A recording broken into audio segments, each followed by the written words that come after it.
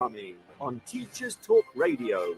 Tune in live on the Podbean app or desktop player. Just head over to www.podbean.com/LSW/TT Radio or search Teachers Talk Radio.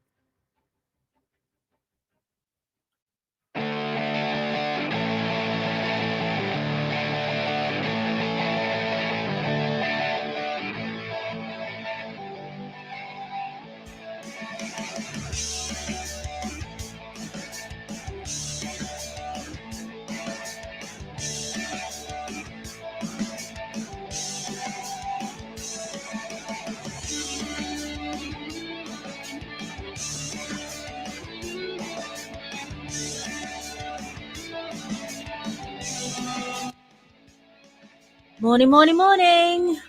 Welcome to the show. I hope you're feeling rested after the half term. I know some of you went back last week, so it probably feels like years ago. But those of you who have had the last half term, the weather has been amazing and awful in Bournemouth, where I am right now. When it was amazing, we managed a boat trip, a couple of barbecues. When it wasn't so great, we had duvet days. Nothing wrong with that. It was still fantastic to spend the entire week with our children and just see some friends because it's, lockdown's almost over. It was great to see friends and actually do stuff. It was just really nice. So, what's been happening? We have got Tom Hopkins Burke in the studio. We have Nathan in the studio. Welcome. Nathan, if you could, if possible, if you could type in and let us know where you're listening in from, that would be fabulous. Now, as always, I've been listening to the weekend shows, and it was a packed weekend, absolutely packed weekend. I didn't listen to much on Saturday this time because, boat trip, as you do, which was fantastic, by the way. But I listened to most of the shows yesterday. No, all the shows yesterday. Sobia, as always, fantastic. A math special. Graham, as always, very chilled Sunday. Between him and Khalil, it just feels so chilled. Both of them rarely have guests, but they could talk the hind legs off a donkey. They can talk, but they talk a lot of sense, and I like listening to them. I'm always chuckling when I'm listening to them. And our new host, Fiona, who was on last night, she was fantastic. You would have thought she'd been doing it for weeks. It was very, very good. So if you missed any of those shows, listen live. Well, you're listening to me live, but you can listen back to them on ttradio.org/listen back. So today, what's happening today? Today is the 7th of June. Where is the time going, people? Where is the time going? We're talking about leadership today. What we doing? We're talking about leadership, and we have got Rachel Johnson, CEO of Pixel, in, and we have Ben Brown, founder of Education Roundtables, Ed Roundtables. So I'm looking forward to chatting to both.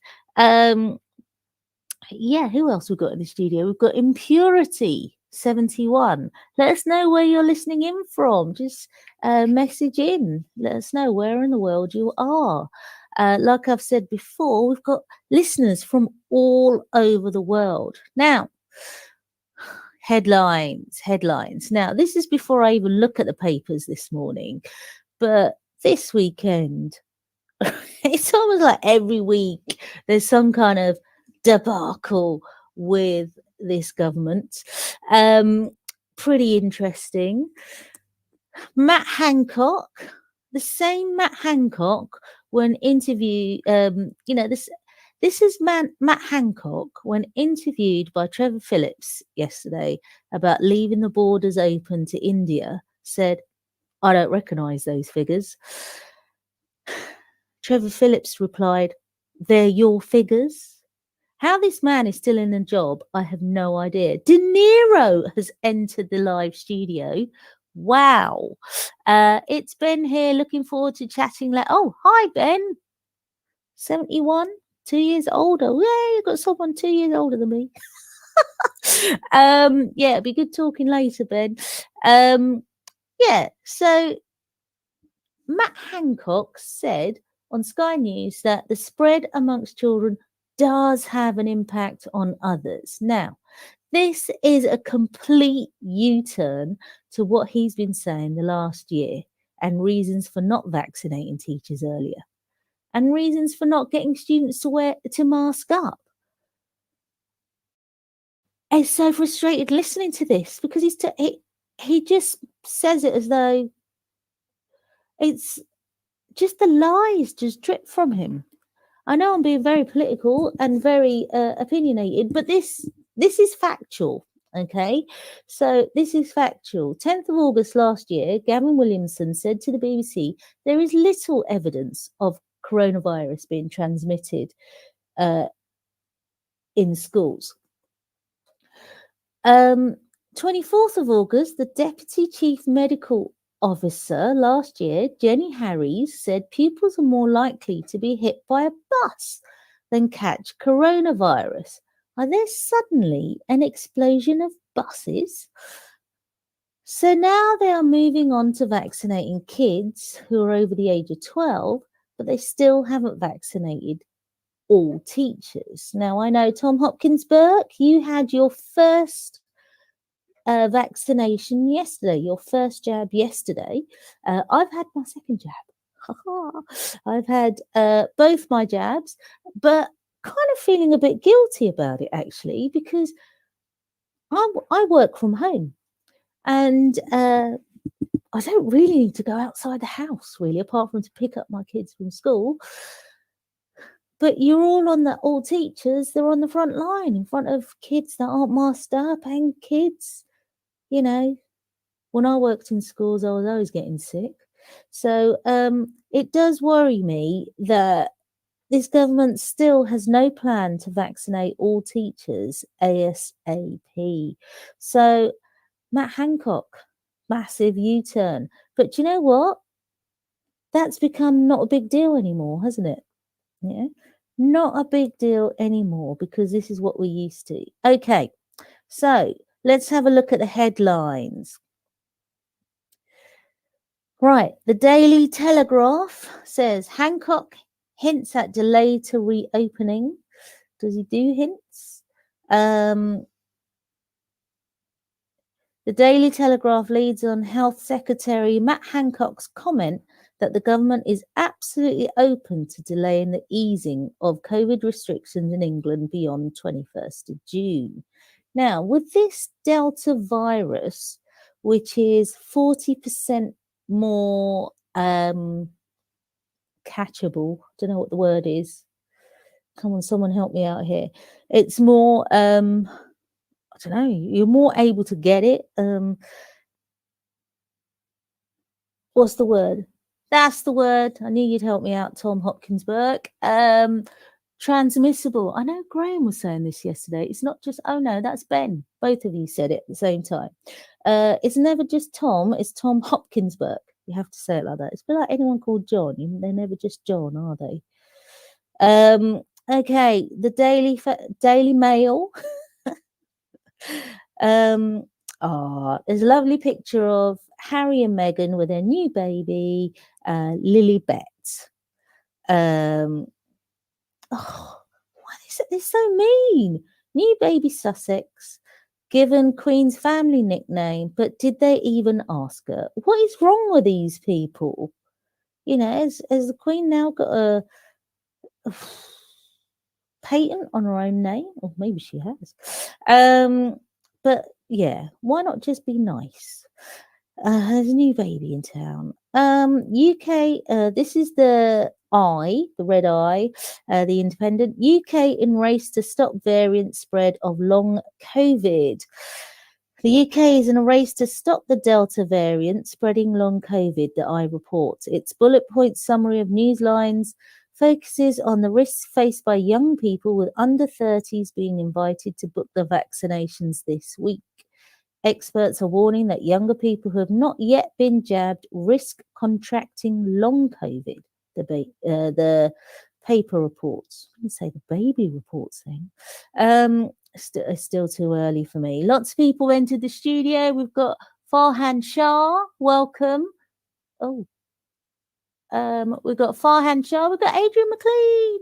He's in the audience. Megan Goods. Welcome, welcome, welcome, everyone. And Yo Wanga is sorry. Yowananga, I think. And I can't see. I've got varifocals, so I have to move my Yowananga. That's right. Sounds right. Are you being rude, Tom Hopkins Burke? Oh, I thought you meant about me having varifocals. Okay. Daily Mirror. Oh, our girl, Lilibet Diana. That's just, who could not be nice about, I've got people calling in and then just going. I don't know why. Pronounce morning, Farhan. Yeah. Who can not be happy about a new baby in the world? Okay. The Metro says Lilibet Diana Mountbatten Windsor. Grand gesture. That's quite clever, actually. I approve of that headline. The Metro features a grinning queen on its front page and jokes that the name is a grand gesture. That's especially as it comes after what it says has been a tumultuous year that tested their royal relationship. The paper says the Queen gained the nickname as a toddler when she was unable to pronounce her name. Okay, and the Sun goes with that as well. Similar. Jasmine Lane, regular listener. Welcome, welcome. In the USA, I think. Oh, hi. Daily Star, woman has a little baby. That's a weird. Oh, God. I'm not even going to read that. It's so mean. 1 a.m. Or does that say I am? 1 a.m. Oh, go to bed. Okay, The Guardian, global deal may let Amazon off hook on tax like it has been for the last however many years. She's in Minneapolis. Jasmine Lane is in Minneapolis, 11 minutes past 1. Wow. That is commitment. That's loyal listener right there. I'd give you a Teachers Talk Radio mug, but I suspect you've already bought one. You've already got one. I mean, won one. We've got Utney 28 MXMZ. That's impressive commitment, Jasmine. And welcome, Sabia. Right, Financial Times. Chips shortage to last another year at least, warns key manufacturer. I thought for a second there. Oh, it's Rachel Johnson. She's turned up as Utney 28 MXMX 7J9. I'm sure there's an easier name you can choose. Yes, that is crazy, Rachel. Okay, chip shortage. Why is it when I say that it feels like some kind of tongue twister? Because it's only 7:15 in the morning. Okay, so interesting news in the papers. Rachel, you can call any point now. Rachel is the CEO of Pixel. Tom is saying, leave studio, profile, edit, change name. Don't do that now. Don't leave the studio now. Okay, we've got our great leader, Rogers History, in the studio as well. Rachel, are you with us? I am. As long as you can hear me, I can hear you. Wow, I chose the weirdest name. How has that even happened? I don't know. I don't know. I always find it really interesting the way people do that. I mean, it's like, my phone did it. I just rely on my phone to call me things now, which is a sad state of affairs. Now, welcome to the show, Rachel. Now, Thank you. shall I tell everyone how we connected? Yes, why not? So, everyone knows I have my moments, and Tom Rogers is going to laugh at this, but somebody put on Twitter, "What is Pixel?" And loads of people were saying stuff, and I was in a funny mood, and I put, "It's a cult." I was just having a laugh. And a couple of other people agreed as well, didn't they? Right, So you yes. weren't a lone voice. Yes, but it wasn't from any particular opinion of knowing Pixel. This is a rare moment of me being facetious. Right? And Rachel contacted me, and I saw the name and I thought, don't I know that name? Oh, CEO of Pixel. Oh no! But I was very impressed with the way you contacted me, because you were like, "Oh, hello, I see you've put, that we're a cult. Just wondering, any thoughts on that?" And just, I don't know, the way you wrote that message was lovely. It was really lovely. And I was like, oh my God, completely mortified. And you'll be, oh my God, I'm so sorry. I'll delete it right now. And I was like, don't delete it. You don't have to delete it. No. Fine. I did need to delete it, because obviously I hadn't really thought. And it's not, like I said, it's not normally like me on Twitter to be so facetious, but I was very apologetic. You were, and you were very gracious. And well, no, you were gracious, because you could have been quite mean. Yeah, and I didn't right feel to. mean about it at all. I was genuinely interested, because that happens occasionally. People say that kind of thing. I'm always interested in where that's come from, because actually you find out more from people who don't agree with what you're doing, or don't like what you're doing, than you do with people who like it. I've got lots of people who like it, so it's really easy to get their feedback. But if I have any wind of people going, don't like it, I always go for them and say, please tell me, please give me some feedback, please tell me where this has come from, because I find it really interesting. And you can only change things once you know what people's perception is, can't you, really? Yeah. So I was really impressed with that view, and we got chatting, and after I grovelled and I thought, actually, I just really like your style. I really like the way you deal with, well, I wouldn't call that feedback. It was of a kind. I like the way you deal with people. So I thought, actually, I'd like to know more about you. Wouldn't it be great to have you on the show? So welcome to the show. Well, I'm so grateful. Thank you. So give us a rundown of your career. Okay, I will do. So I was a teacher. I started off as an English teacher, then head of English, then assistant head. And then at that point, I came out of teaching to have my 3 children, with every intention of going back in. The plan was in my head that I was going to be a head teacher. That is what I'd always kind of wanted to do since being very, a teenager, really. And then the world had other plans for me. So I had my first 2 children, and then Pixel approached me to work for them to do various kind of writing English resources, which I did. It's probably worth saying at this point, for some context, that the founder of Pixel was Sir John Rowling, and he was my father. So, so I'd known about Pixel because clearly he'd been running it. And it had been a lot of conversations around the dining table. But he was absolutely insistent that he didn't want to bring me into it, because it would look like he'd kind of been given a job to his daughter, and didn't want to do that at all. So he made this rule that he would not deal with me directly. If anybody wanted me to work for Pixel, they'd have to approach me, not through him.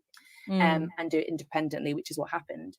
So I started work for Pixel, then started writing English resources, and then just got more and more responsibility, got more and more into it. Eventually became head of strategy, and did that job for a couple of years. And then everything kind of went a little bit crazy. So what happened was my dad was diagnosed with cancer. Very suddenly. He knew, I knew, but we didn't tell anybody, because he didn't want to cause alarm. So he started the kind of the talk then with the company around finding a successor and working out the process around that. Nobody knew, of course, why that was so urgent. I did. We thought he had about a year left to live, and that's what we're kind of working on. But then we started those conversations in the November, and he died in the January. So he died on January the 17th. I was appointed as the CEO on Monday the 19th. And on Tuesday, the 20th, I found myself in Central Hall in front of 2,000 people, telling people that he died, that I was his daughter, because people didn't know, we didn't really tell people, and also that I was going to be leading the company. So that was a day I will never, ever forget. It was, oh my goodness, it was emotional. Yeah.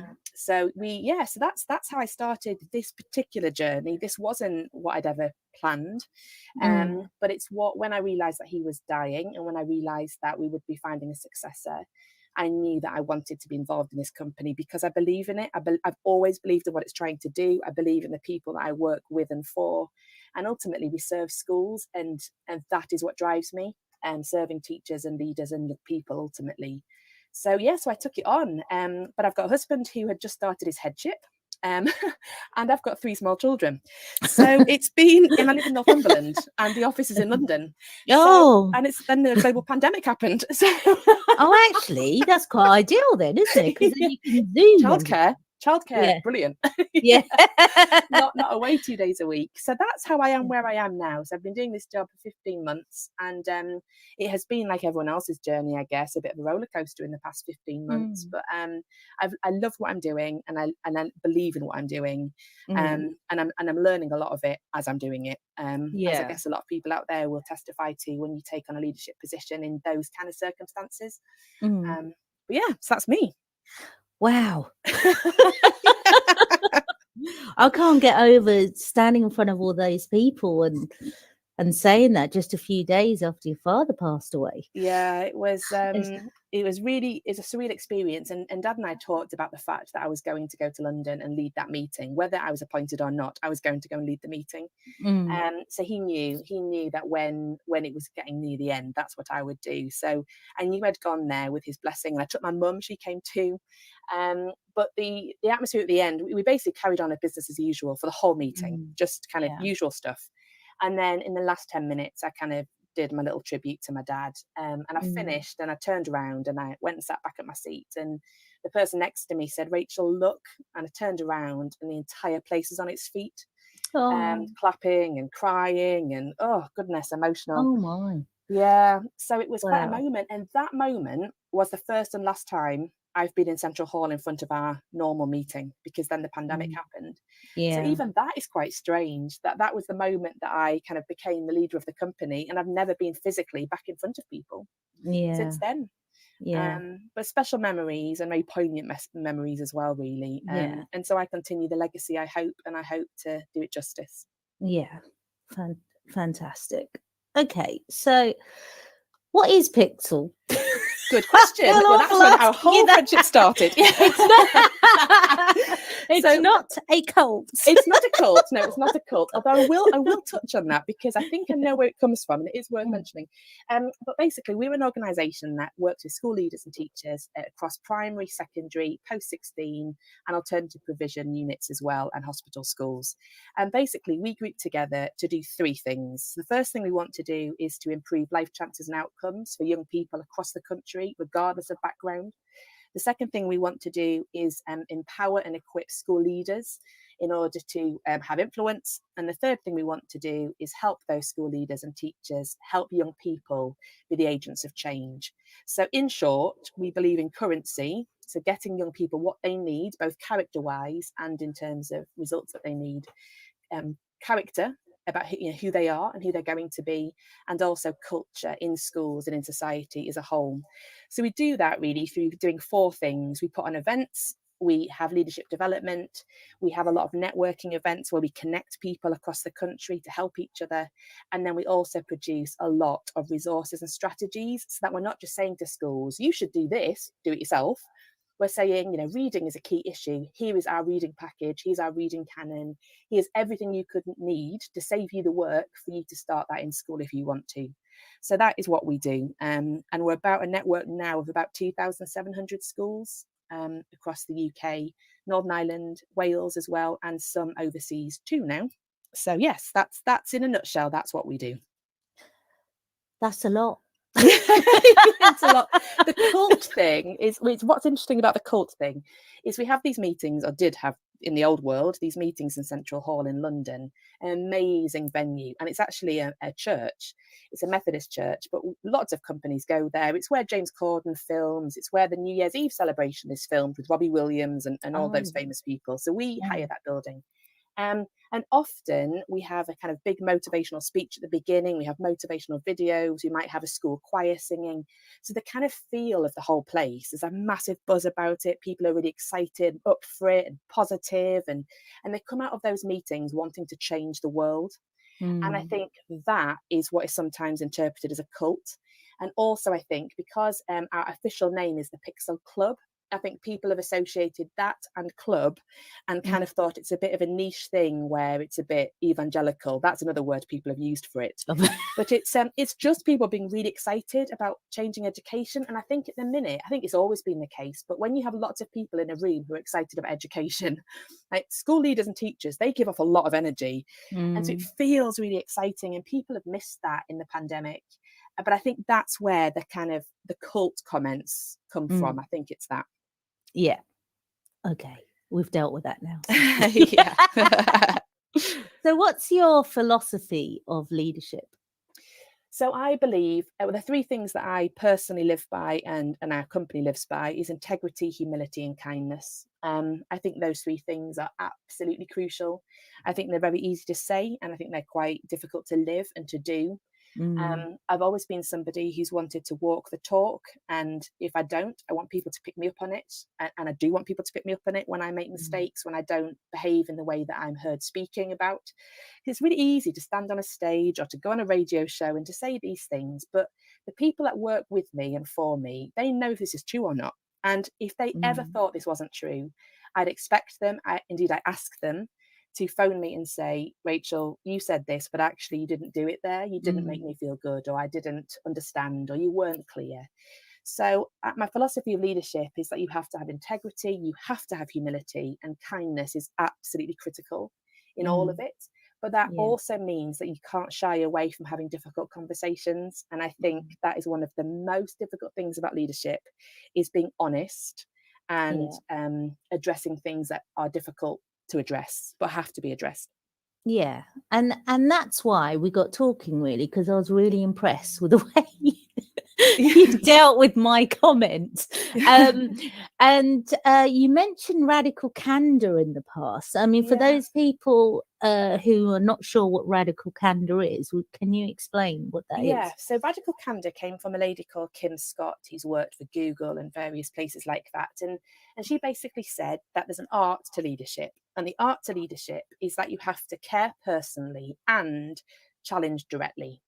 And she said what happens with many leaders, and I think this is appropriate in school as well, is that we often care a lot and don't challenge enough. And those people are lovely, but you don't actually grow underneath them because they don't challenge you, they don't ask you, they don't call you out, they don't push you. Or the opposite is true. We know people who challenge directly, but you don't think they care. And if that happens, you don't want anything to do with them because you feel got at and bullied. And she said that we had to live our lives, and the aim really is to live our lives in what she calls radical candor, that high care and high challenge. And she said, if you don't do that, you fall into things that she calls ruinous empathy, where you just kind of feel sorry for people all the time, which is awful, really. It's really quite insulting. Or manipulative insincerity, where you are manipulating people, or you go into obnoxious aggression and are just you're too challenging and too difficult.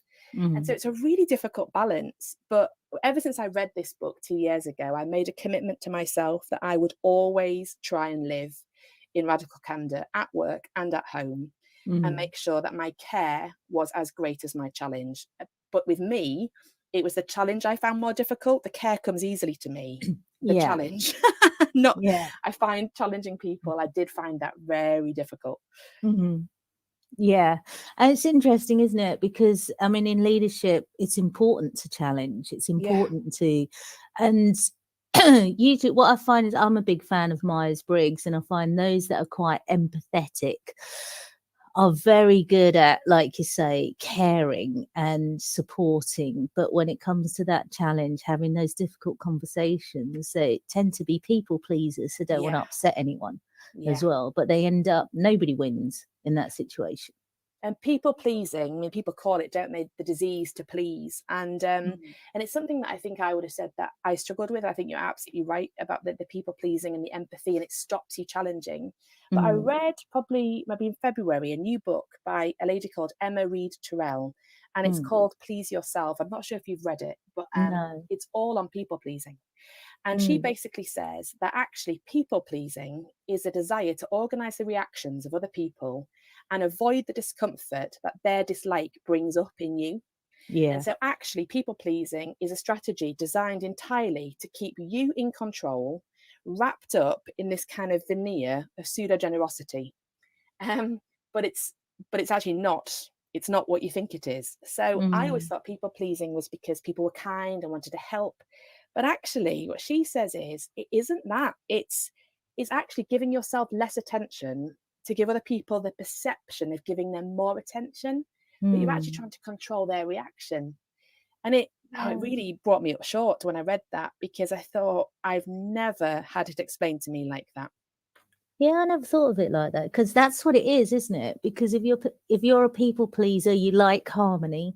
Yeah. You don't want to upset people, because other people being upset disrupts your harmony. That's within right. You. That's right. And that's why you don't like it, because it's actually quite selfish, isn't it? Because you'll do anything to avoid feeling upset.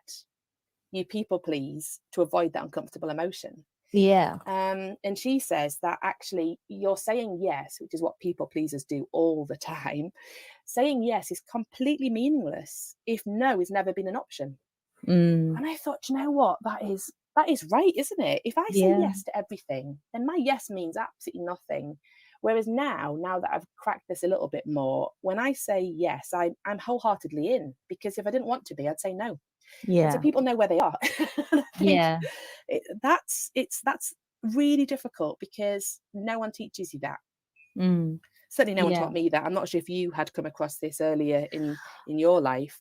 Not earlier. I think rather than radical candor, I'd say I was more aggressive. Yeah. That's how people can go though. Yeah, absolutely. Tom Rogers says, is that why you said yes to this interview with Mal? I said yes straight away to this interview, because I'm wholeheartedly in. When we exchanged kind of messages on Twitter, I didn't know that you were involved in this radio station, so it wasn't. I genuinely wasn't kind of like, oh, I'll fish here and kind of get a plate. No, I know. But I was absolutely in, because actually it's important, isn't it, to have these conversations. And from my point of view, in terms of Pixel, you won't be the only person who thought what you thought, or had an inkling that's what it was. And so for me, I kind of think, well, if you don't talk to people and don't communicate with people, no one's got a sense of who you are, have they? So yeah, wholeheartedly yes. But I do say no a lot now. I said no recently to and with great offence, to the family Zoom quiz. I said yes for 6 months, and then they stopped it, and then they started it again. I mean, why would you start it again when they're not even in lockdown? So we're starting the family quiz again, and I just sent a message to the family WhatsApp group. I mean, imagine this, saying, I've just read a book on people pleasing, and so with my newfound confidence, I'm going to tell you I'm not coming to the family Zoom quiz. I don't like Zoom quizzes, never have liked Zoom quizzes. And I've spent my entire week on Zoom. So I'm really sorry, but I'm going to be the one that's not much fun. And have a great time, everybody. And off I went. I exited out of the Zoom quiz. This reading books malarkey's dangerous, Mal. It can cause all kinds of tensions in your family. You'll be having pockets in your dresses next. Right, we're going to cut to the news. Now, I had issues with buffering this morning, so we'll see. And if you could just wait just a couple of minutes of the news, and then we'll come back to chatting about this. Great. Right. This is Teachers Talk Radio, and this is Teachers Talk Radio News with Megan Goods.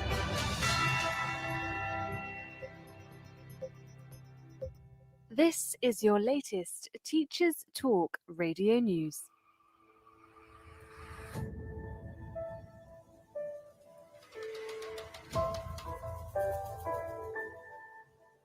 Recruitment levels for trainee teachers were missed for the 6th year running in the 2019-20 academic year.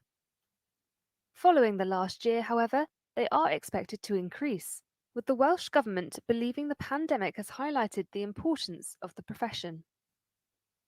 A government spokesman said, "Current trends suggest the pandemic has helped to highlight the vital role played by teachers, and more people are choosing to start teacher training."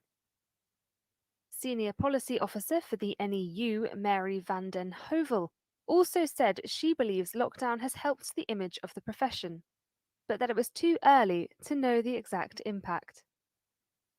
In 2019 in Wales, only 465 secondary trainees enlisted of an allocated 1,006 spaces.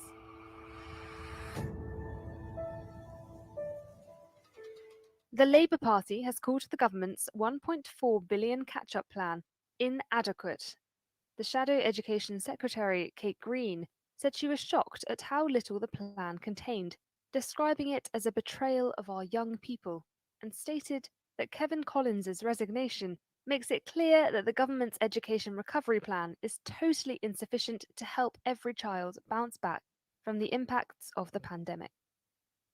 The Labour Party is seeking a U-turn on the policy, testing government backbenchers with an Opposition Day debate this Wednesday in the House of Commons.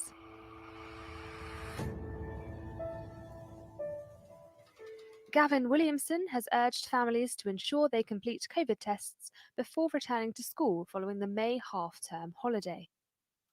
More than 50 million lateral flow tests have been taken by students across England since January.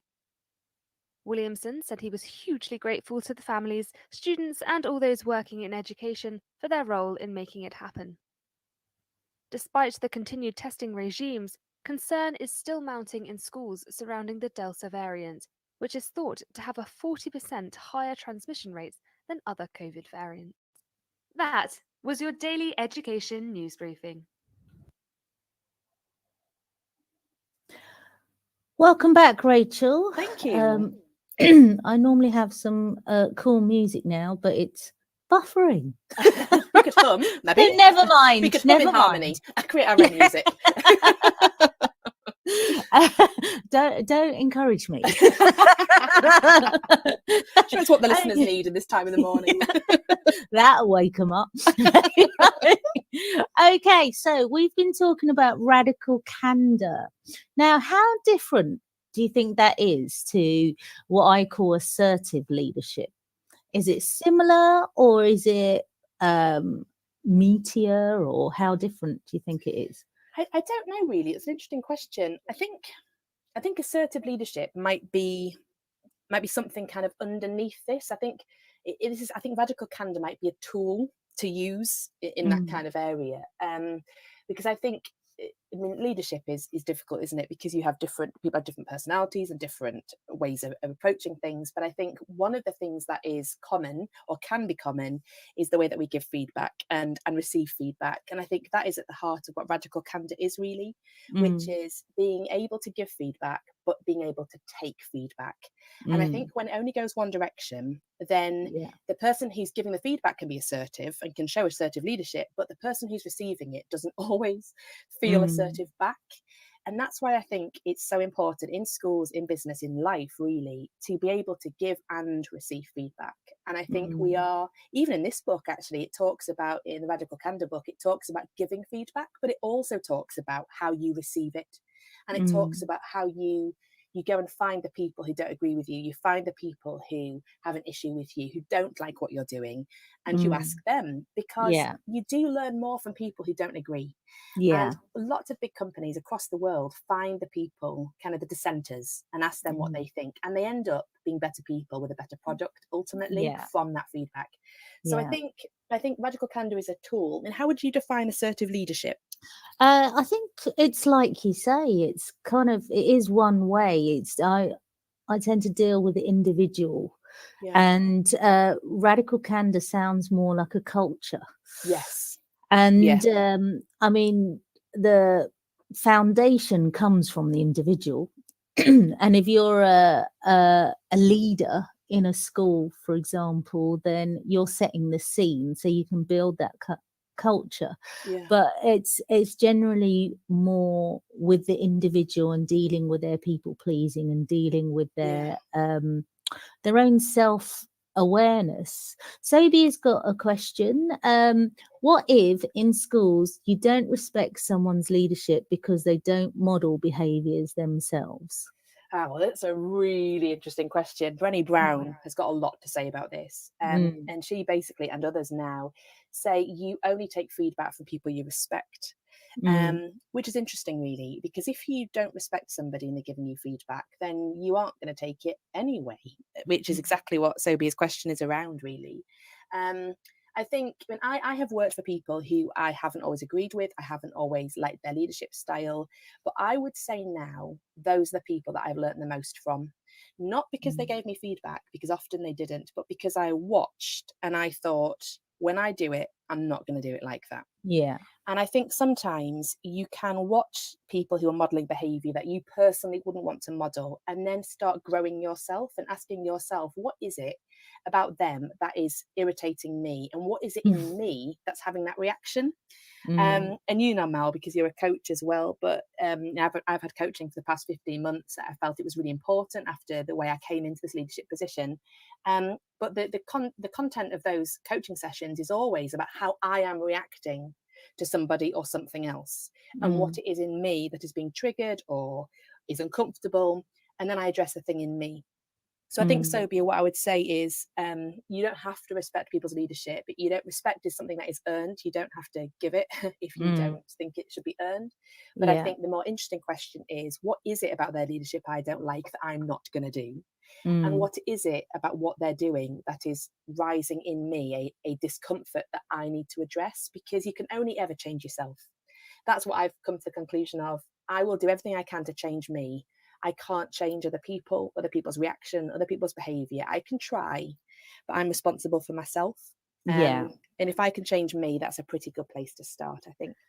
I have to say that was a kind of life-changing moment for me many years ago when a friend of mine said that to me. You can't change other people. Yeah. You can't expect them to change. If anything, you can only change your reaction to them. Yeah. And that's really stuck with me. And so I think my whole entire mindset pivoted at that moment. Yeah. Because instead of pushing out and getting frustrated, it was more thinking, hang on, this is about me, because they're not going to change. I don't have control over them and their reactions. I have control over me. Yeah. And I think that's quite an important point, because even as adults, you could be in your 40s, your 50s, many of us still need to learn that. Yeah, we and it is hard. It's hard every day, because when someone offends you, the first thing that we all do is kind of, well, how dare they say that, or it's so rude. We often don't say, why has that thing really hurt me? What is it about that thing that was said that's got under my skin? Is it because there's a bit of truth in it? Is it because I don't want to be the way they've described me? But ultimately, I think understanding that if you can change yourself, you can change anything. Is really, really empowering, because ultimately, if you are working with somebody who you really can't respect and you can't live their values because you don't believe in them, then you have a choice, don't you, to leave. And what I think is really empowering is when people leave schools or leave businesses because they don't respect the leader. That isn't saying the leader is bad, and it isn't saying you're wrong. It's just saying that there's not a perfect fit with your culture and theirs, your values and theirs. And so you're best going somewhere where you do fit and where the culture is aligned with you, and you do full-heartedly support someone else's values, because that's when the magic happens, isn't it? When you're all aligned and you all believe it. If there's tension in the ranks, everyone can feel it. And it's a choice, isn't it? You can make a choice. And I think sometimes we think we don't have choices, when actually we have many more than we think we have. Yeah, absolutely. I could talk to you all day. It's been lovely to connect, and I'm so grateful that you asked me. So thank you so much. Yeah, well, I'm grateful that you forgave me. Oh, no problem. Honestly, no forgiveness even needed. It was it helped me. It helped me understand some things, and that's good. That's helpful. All feedback is a gift. So and that was in its own way too. Right, brilliant. Okay, and I will. Yeah, let's stay in touch. Yeah, let's do that. That would be Yeah. great. And brilliant show. I've really enjoyed it, Mel. Thank you so much. Thank you. Okay, speak soon. Thank you. Bye.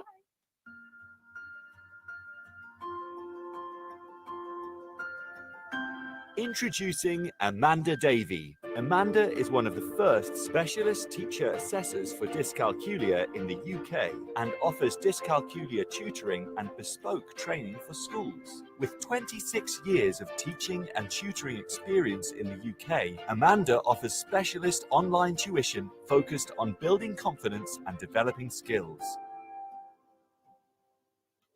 Amanda also offers online and face-to-face training on dyscalculia for educators, informing practitioners as to how to identify children that may have dyscalculia and how to support them in class. Find out more about Amanda and what she can offer you at www.amanda-davey-dyscalculia.co.uk.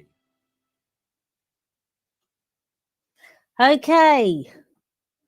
Well, that was Rachel Johnson, and I have to say, I'm really glad I made that awful comment on Twitter. A very unlike me comment on Twitter, because I suspect I've got a friend there, so we've got a lot in common. So that's lovely. Okay, we have Ben Brown in the house. I'm hoping you can hear me, Mel. I can hear you. Are you eating crisps? No. Am I very crackly? You are. You're rustling. Are you in a paper bag? No, I am still in my pajamas though. Oh, okay. Well, I'm in my bathrobe as well, so it's a bit chilly in this room. Okay, so welcome to the show. Oh, thank you for having me. Now, forward to it. Tom Rogers has just asked me if I am now part of the cult. Now, Tom. Let's not go down there. Now, Ben Brown, we connected on Twitter, and could you give us a quick rundown of your career? Oh, crikey. I've done many things. I've been an archaeologist, quantity surveyor. I've weeded Christmas trees. I've done tons and tons of things. Dropped out of university, eventually went back and sort of fell into teaching. And I was a teacher, primary school teacher, for 17 years before ending up as a deputy head. But I sort of crashed out of teaching 5 years ago. Basically had a mental breakdown. To sum it up short, was doing far too much, too many hours, beating myself up about not achieving everything that I was trying to achieve. And yeah, it wasn't a pleasant place to be for a time. So it took me quite a while to recover. Did various jobs since then, working in sales, marketing, teaching English to Chinese students, which was, I quite enjoyed that. And then, I'm trying to think about 2 years ago, tried to set up a business, education roundtables, but getting head teachers and people into a physical place is really, really hard. So I tried to do it over Zoom, but no one had heard of Zoom. I know, hard to believe now. Yeah. And then the pandemic hit, everybody heard of Zoom, and I was able to sort of get started and get people talking. Yeah. So what is Ed Roundtables? I have real difficulty trying to explain this, but fortunately, someone you put me in touch with, actually, Alana Gray, came up with a really good sentence. So essentially, it's leadership development through peer conversation, which sounds highfalutin, but it's basically getting people to talk to each other about the challenges, problems, all the issues they're facing, listening to what other people do, exploring ideas, and hopefully finding solutions. So it's a mixture of sort of leadership development, well-being, school improvement. And that's needed, isn't it? That mixture with school improvement and well-being. And you know that from your own experiences. Yeah, Without a doubt. I mean, it started because I didn't have anyone to speak to. I didn't feel as I had anyone to speak to. I think my mindset's changed quite a bit since then. It was really interesting listening to you talk to Rachel actually about mindset and the way you've changed how you look at things. And I think mindset is a hugely important thing that everybody needs to sort of explore their own and understand where they're coming from before you can move forward a lot of the time. Yeah, Yeah. And if we go back to your own well-being, what do you think the greatest thing was lacking in your leadership at that time? Not personally, as in order for you to thrive as a leader. Oh, that's a really good question. Thank you. It's what I do. Ah, for me, I used to suffer massively from imposter syndrome. Being called Ben, I had this figure. I don't know. I'm showing my age here. You mentioned being my age. I'm 2 years older than you, but you must remember Mr. Ben, Yes. who used to I dress loved up, him. go into this fancy dress shop, put on a uniform, and then go off to a magical world where he would be whichever job it was. And that's how often I felt about teaching. I put on my teaching suit and walk in, but I always felt like I was playing a part, dressing up to a certain extent. So I think that happened quite a lot when I moved into leadership as well. I sort of knew what I was supposed to be doing, but often didn't feel the confidence that I was able to do it. And I think spending a lot of time reflecting on myself and the fact that I didn't always understand what I was doing or why I was doing it. I was just doing it because I knew that I was supposed to do it. And I think that getting my head around actually what leadership was the thing that was lacking for me at the time. I didn't really understand what leadership was. And do you think you had, I mean, because you talked about imposter syndrome. Now, I'm one of those coaches that doesn't really believe in it. Sounds awful, but it's more a case of, I mean, it's probably an extreme way of putting it, but I tend to think of it as actually it may be a voice in your head telling you can't do it, but it's not your voice. It's other people's expectations and you listening to them. Is that what you're saying? No, it tends to be, I think it comes from, it's usually somebody's mum.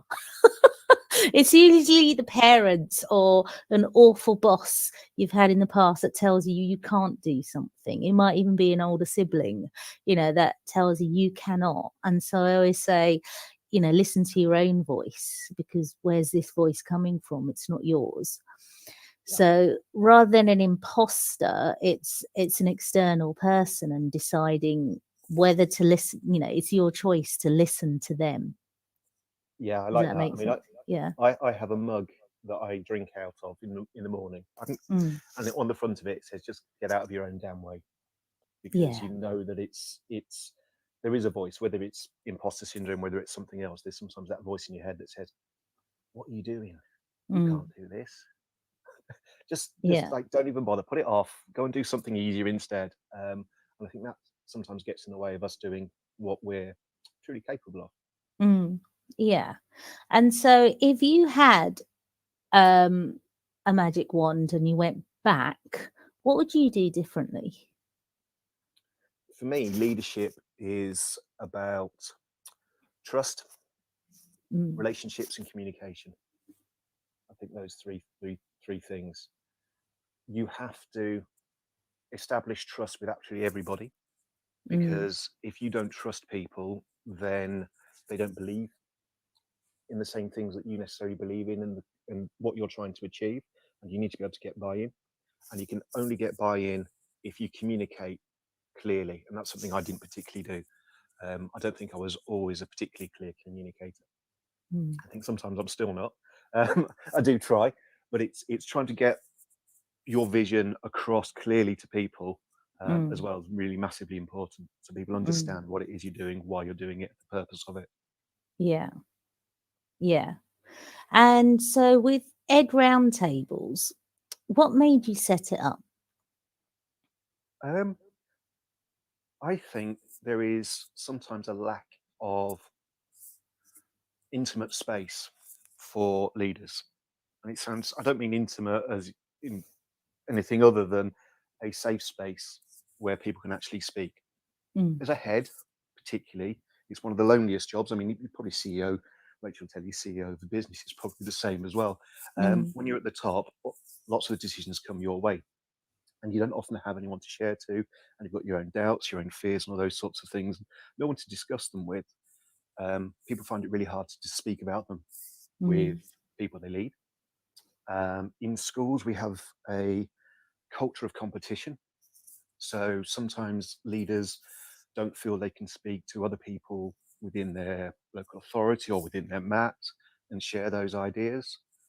Because if they say something wrong, there's that thought, well, you're supposed to be a professional. Why are you saying those sorts of things? And we have those sorts of internal dialogues. So often we don't talk about the things we really do need to talk about. We don't ask the questions we really need to talk about. Mm. So Ed Roundtables is, when I talked about being that leadership development, it's also a space where actually you can speak your mind.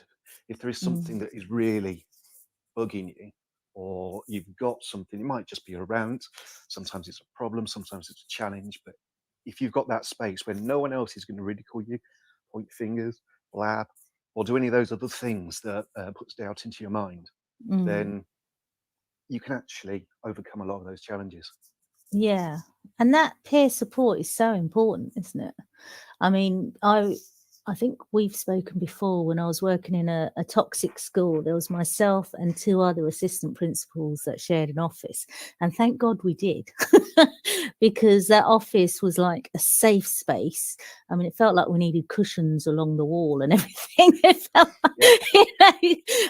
but like it was a safe space where we could laugh, cry, rant, you name it.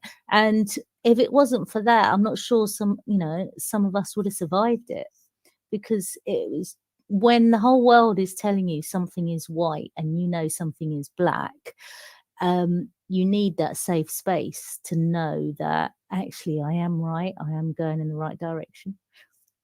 It is. I mean, you need that combination of validation and also challenge. Mm. And it's getting that balance right. And that's exactly what, I mean, that's exactly what happens in some of these roundtable sessions. It's sometimes it's just, you know what, we've got to get stuff off our chests. People will talk. Other times we've got to really focus on something. When we first started, the pandemic was just kicking off. There was government guidance, for want of a better word, coming out you know, 5, 6, 7 o'clock on a Friday, Saturday, or Sunday evening, with heads Yeah. expected to implement the following day or very little notice. Mm. And the conversations around that were hugely needed, massively needed. Just Yeah. for clarification on what are we doing, why are we doing it, how do we make it work? Because if you're doing that in isolation on your own, where you feel as though you're going to be hung out to dry for getting it wrong, which I think is sometimes a message that comes down from on high, that there is no trust by the government in some of the leaders in the schools, that it places massive burdens on heads and leaders. Yeah, and that filters down, doesn't it? Oh, without a doubt. Yeah. Without a doubt.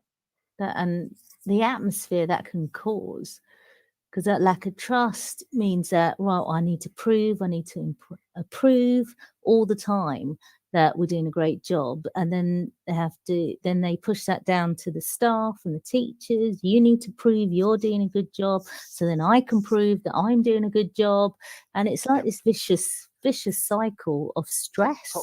Toxic accountability. Yeah. Which, Yeah.